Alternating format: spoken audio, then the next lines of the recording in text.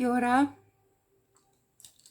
So, a couple of months ago when we were all chatting about, what are we going to talk about in lives, and it seems that even with using a computer, maybe I still need the 1,000 subsidy lives. So I'm sorry about that. But as you know, I've continued. I'm starting the series, the non-live lives. I've already done one. And talked about one topic that I'd wanted to have a discussion with you about. And then one of the things we talked about was, would we sort of maybe do movies? And I thought, well, I'll talk about a cult movie. Why not? And it's called the Rocky Horror Picture Show. And so let's wind it back to the 70s, but really the 80s, because the 80s is when Rocky Horror Picture Show kind of made it, became this juggernaut in the cult movie scene. Started off as a play, and was eventually developed into the movie. And some of the actors, from the stage play were in the movie. So Tim Curry, Little Nell, Patricia Quinn, all performed their roles in the movie. So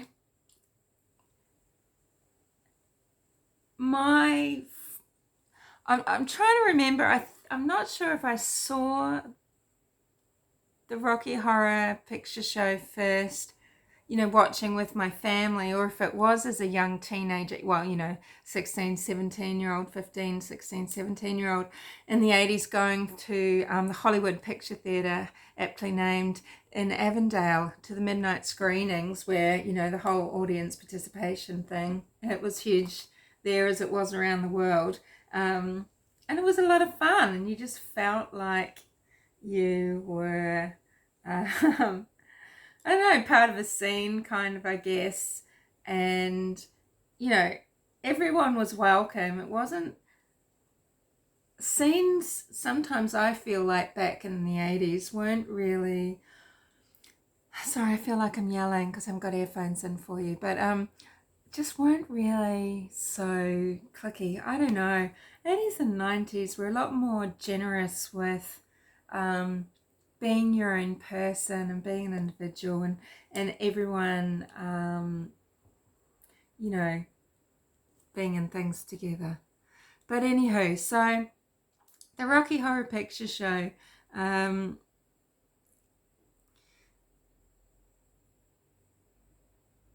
starts off, Janet and Brad have been to a wedding, and Brad... I thought he was quite the hunk in this. Sorry, I can't remember the actor's name. But Janet is played by Susan Sarandon. Did you realise that? Yeah. So she was Louise, obviously, in Thelma and Louise, and has had quite a stellar career. She's an American activist. But,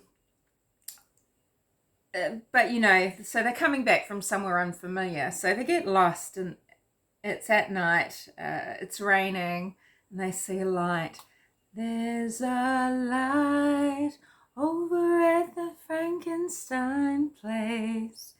They go to this castle and met by the strange butler Riff Raff, and they meet Dr. Frank, Tim Curry, just in full throttle butch tranny mode. I thought he was quite particularly sexy. And but I thought Brad was quite hunky actor as well.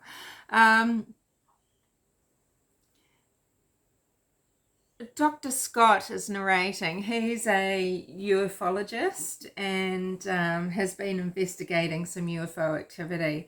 And, it turns out that the castle is actually hosting a convention for Transylvanians who are from outer space. So... the other characters there, you've got Magenta, played by Patricia Quinn. She's actually a lady through marriage. Now, she sort of reminds me of an Irish Vivienne Westwood. And Little Nell, who His real name is Laura. She's an Australian, as is, well, getting ahead of myself there. So she's Australian. And actually, the Bat for Lashes song. So do you know Natasha Khan and Bat for Lashes? She dedicates her song Laura to Little Nell.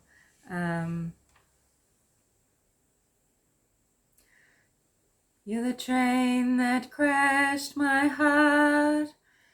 You're the glitter in the dark, oh Laura.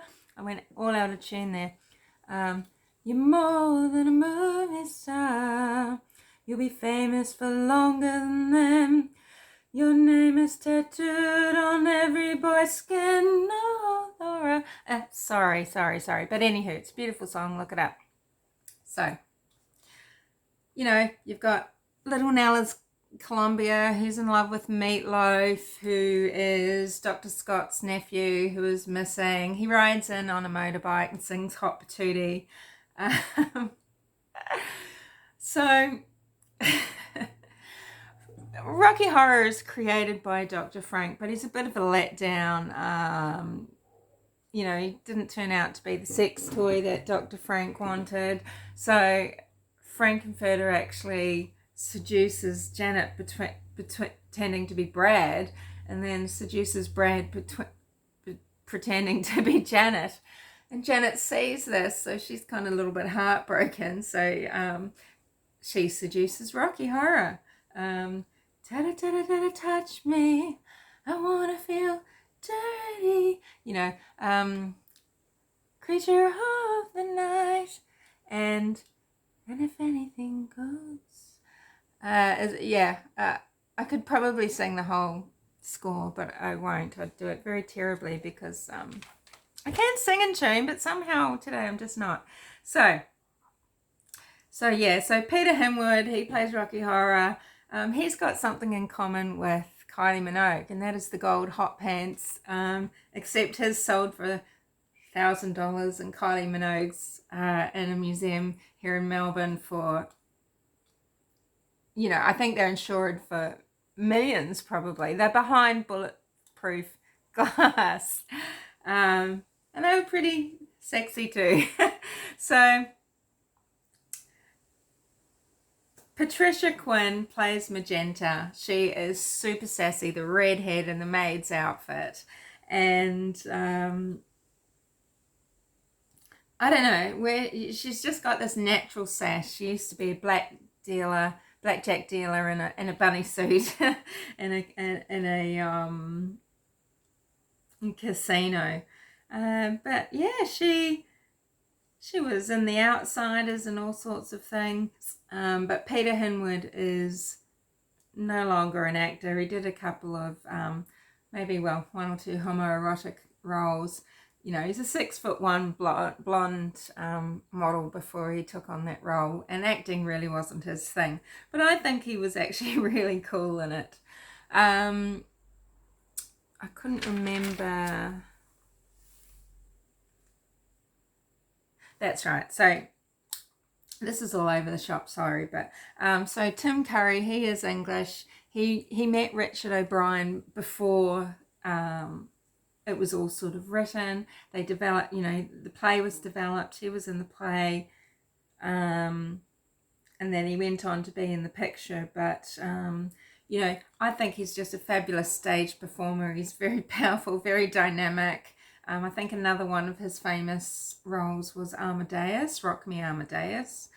Meatloaf, of course, you all know, is the very theatrical rock opera singer who has, I mean, he'd be 72 now and very unwell. He collapsed on stage a few years ago. I think he's really lost his voice as well. And he's kind of a little bit of a parody of himself, and it's quite sad. But, you know, he made a few brilliant albums and introduced the world really, I guess, to Alan Foley, who has just one of the most incredible voices, especially to come out of such a tiny little package. Meatloaf, of course, starred in Fight Club as Bob. Bob with the Breasts. Brilliant movie again. So what's happening in the movie? Well, Riff Raff and Magenta, I mean, they want to escape back into space. There's a strange stage show. Everyone does the time warp. Frankenfurter dies, and before that, though, Eddie is actually eaten. Frank kills him. He serves them up to people.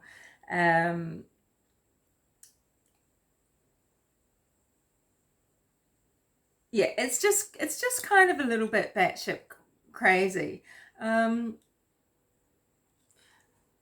But you know, it's a lot of fun, and a lot of it was about the audience participation, and you know, the throwing of the rice and having the water pistols and dressing up, and you know, gave a lot of outsiders maybe a place to go at midnight during the week. So I think some of it was quite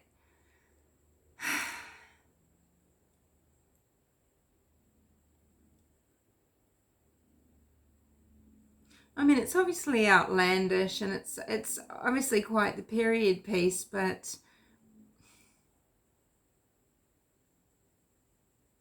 it's probably not as wild. I mean, imagine if it was made. I think it's best that it was made in the era that it was, because if it was made now, it would, you know, I think things just go too far these days, and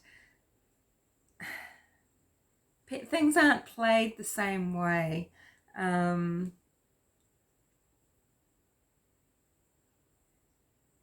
Yeah, things just aren't played the same way. There's a stage show that was put on here. Craig McLauchlan played Frankenfurter, and it is really disgusting what happened to him, and the way that being in this play has ruined his career. Now, I'm not saying that I do not support a Me Too movement, and but I really think that in eras gone by, you know,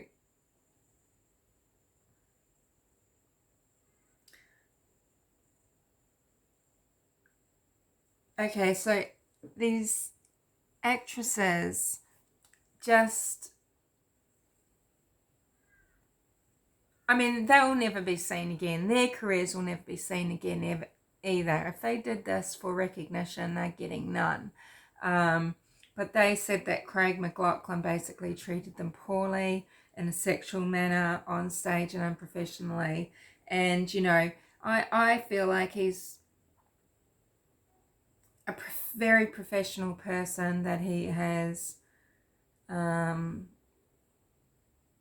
think his career has been maliciously ruined. I mean, I don't know, I wasn't there, but I don't know, it's just the sense that I get. But there's always rumours spinning around with actors on stage being touchy-feely and that sort of thing. But I really think, you know, these girls, whatever happened, I mean, I don't know, in my era sort of thing, when things were less PC, there was a lot more gutsiness in women, and a lot more bawdiness, and just, I mean, I'm not saying the sexism wasn't worse, but in a way it was just like sassier, more fun, more, not saying more free, but I mean, I really think being too uptight is not great. And if you're in a play that is of a certain nature, and you are, I don't know, it just opens up a certain spirit. And it's not to say being unprofessional is cool or de rigueur or called for or anything like that, but I don't know, it was just disgusting. Anywho, this is a really big digression. I did have something here though.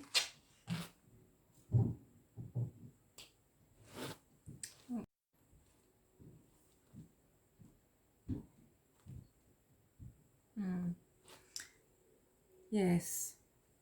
Anywho, that was basically it. Just wanted to chat about the Rocky Horror Picture Show. Do you know the movie?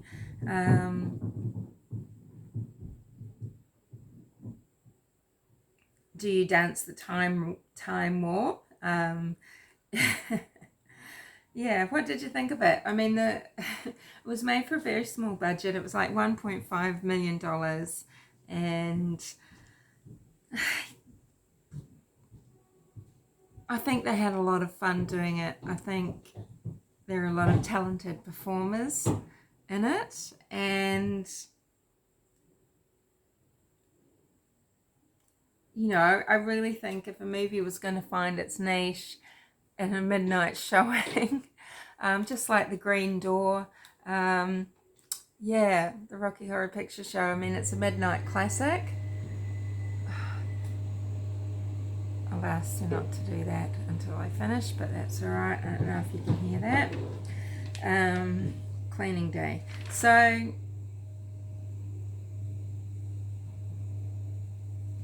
yeah, maybe I'll re-record this. This is really boring. But that's what I was going to do. Okay, so I was going to draw a rainbow oracle card for each of the characters. So, let's see. So I'll start with Frankenfurter, of course, even though he's the star, but he's not really. It was actually Riff Raff, the butler, who was in charge of all of it. He was going to zap everyone back into the galaxy that they came from. But he was so spectacular.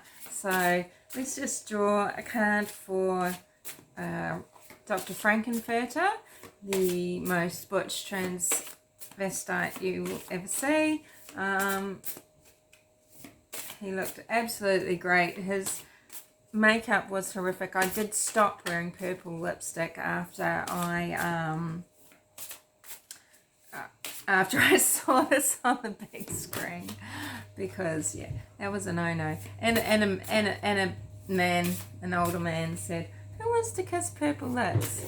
But you know, it was trendy at the time, but I just had the wrong idea tonight. Sorry about that. Okay, so Frankenfurter. What was Frankenfurter's life course? Rainbow Oracle says mastering love. The ocean of love is unpredictable. Master the waters by loving and forgiving yourself in every moment. Well, he was looking for love, I mean, essentially, wasn't he? That's why he created Rocky Horror. He wanted to create his perfect man. To him, it was a perfect sexual partner. Sorry. Let's think for Brad. So for Brad, doors open.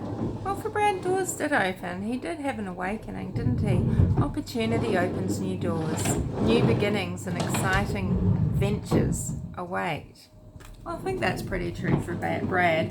I mean, he discovered a lot about himself. He discovered a lot about Janet too, didn't he? Let's do Janet next.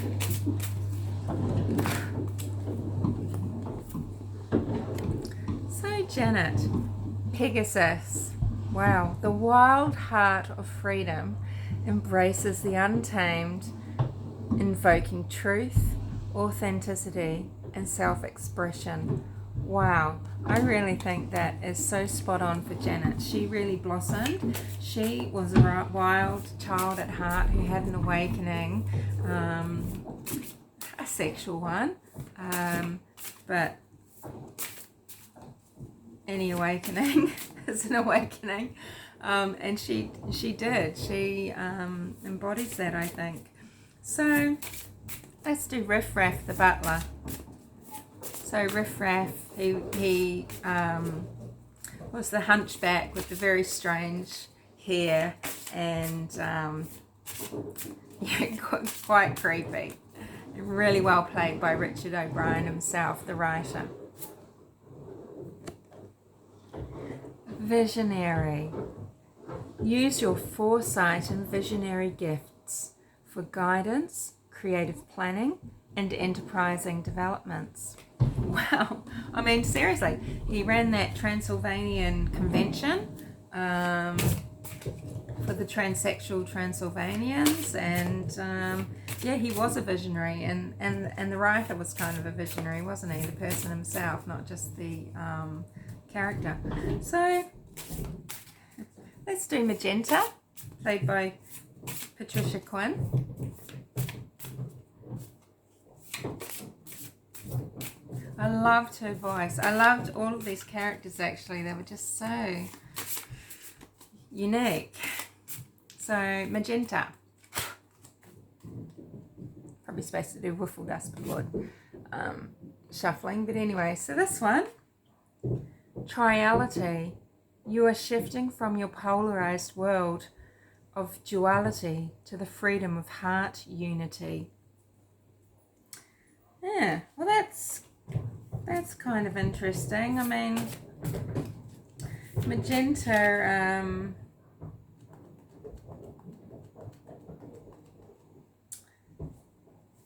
in the end, she's in her space outfit, and she does sort of seem to have different roles in that movie, and I'd say she does go from a duality to triality, so seems to fit. Let's do Little Nell's character, Columbia, who had the hots for Meatloaf.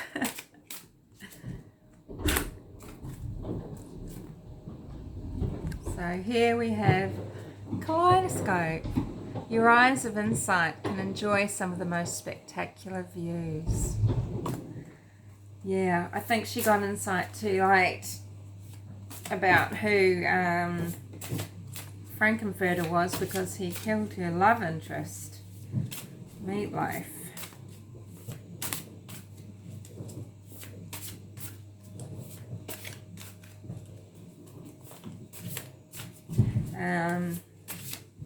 Just trying to think who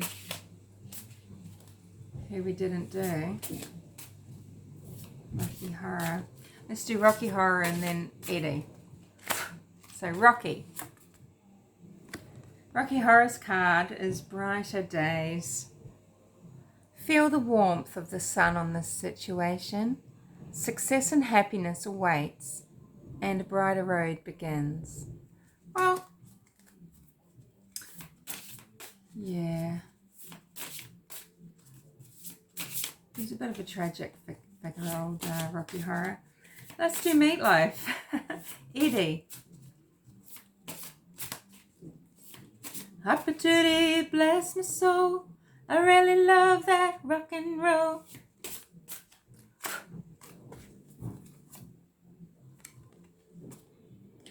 Transformation. The end of old ways, beliefs, or situations occur so you can expand into greater awareness. Well, he kind of did have to transform, didn't he?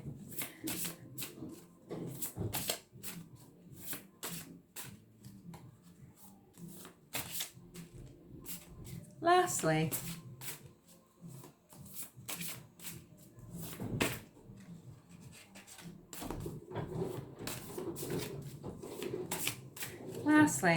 Dr. Scott, the narrator, lost in time, space, and meaning. Healer. You're a natural healer.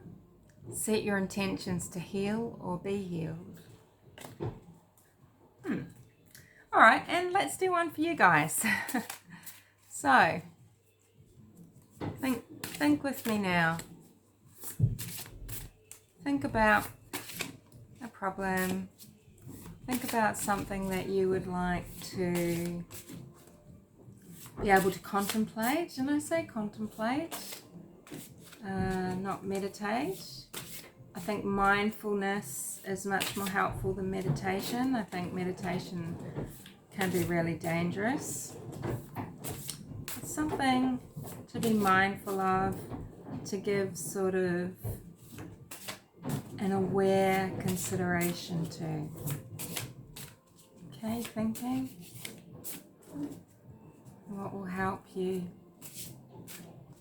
consider that problem? Bit of whiffle.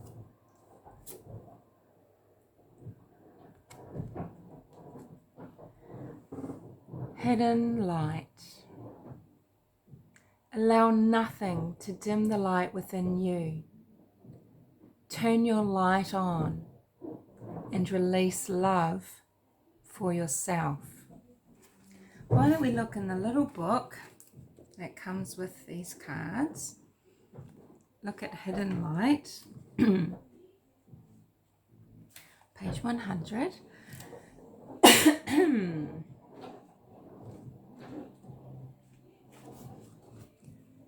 Hidden within you, often cloaked in the darkness of your fears and doubts, is the brilliance of your own light.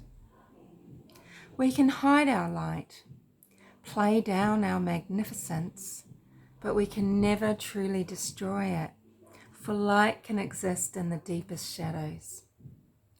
The oracle of hidden light encourages you to take off your mask and see yourself with fresh eyes, for often what is reflected to us by others is a distorted view. Loving yourself is an endless moment by moment process. If we stop and forget ourselves and only believe what is being projected to us, then we lose sight of our truth and we doubt who we are. You are being called to set yourself free from the illusions that keep your light hidden. See your true reflection in situations that are causing you self-doubt. Trust in the absolute truth of your own heart, for when you are true to yourself, nothing can stand in your shadow and claim power over you. If you've been hiding in the shadows of someone else's truth or perception, remember your worth is in your true nature, the core of your love and inner goodness. You are a beautiful light. Allow the world to see it. Allow your magnificence to shine